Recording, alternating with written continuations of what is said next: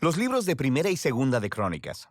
Aunque en nuestras Biblias son dos libros separados, esa división no es original.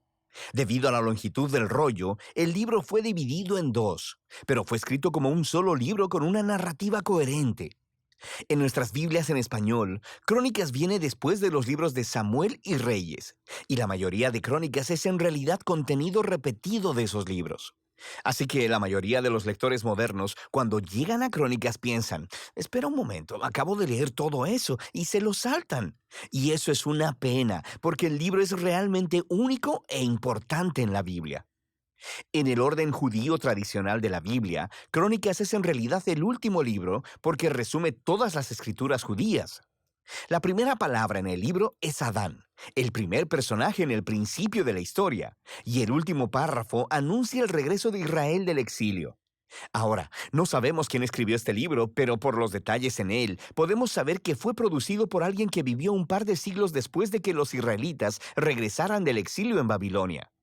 Ahora, para este autor, Jerusalén y el templo fueron reconstruidos hace algún tiempo, y sabemos por Esdras Nehemías que las cosas no andaban bien.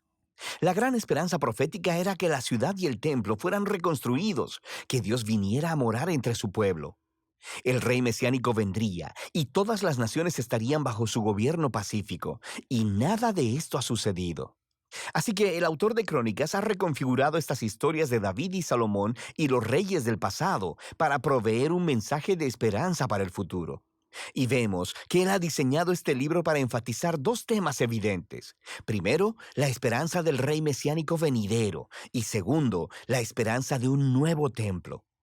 Profundicemos y verás estos temas a lo largo de todo el libro. Primera de Crónicas comienza con 9 capítulos de genealogías, largas listas de nombres. Y las leerás y pensarás que esto es un poco aburrido, y puede que esto sea cierto para ti, pero en realidad son muy importantes. El autor está resumiendo la narrativa entera del Antiguo Testamento al nombrar a todos los personajes clave en las historias. Y al hacerlo, él da forma a las genealogías para enfatizar dos linajes clave. Primero está la línea del rey mesiánico prometido. Así que se dedica mucho espacio a trazar la línea de Judá que llevó hasta el rey David, a quien le fue dada la promesa mesiánica. Y luego de David, el autor traza la línea hasta sus días. La otra línea familiar que recibe mucha atención aquí es la del sacerdocio, los descendientes de Aarón, quienes, por supuesto, sirvieron en el templo. Así que desde el inicio puedes ver dos temas principales: la esperanza del autor de que el Mesías venga para construir un nuevo templo y segundo, su origen en estas antiguas genealogías. Ahora, después de eso, el autor continúa con las historias acerca de David, y la mayoría de ellas te resultarán familiares por el libro de Samuel, pero de nuevo, hay algunas diferencias realmente importantes. Primero que nada, el autor deja fuera todas las historias negativas de David, en donde él es retratado como débil o inmoral. Saúl cazando a David en el desierto y persiguiéndolo. La historia del adulterio de David con Betsabé y el asesinato de su esposo. Todo eso queda fuera. Y lo que queda son las historias que hacen ver a David como un buen hombre. Y no solo eso, también hay un material nuevo que no encontrarás en el libro de Samuel y que muestra a David desde una perspectiva muy positiva.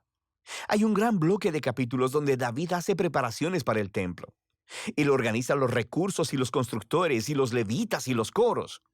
Y no solo eso, el autor también representa a David como una figura semejante a Moisés.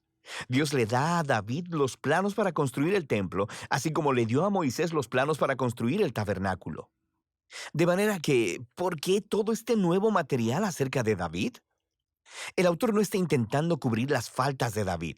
Él sabe que cualquiera puede ir a leer sobre ellas en el libro de Samuel.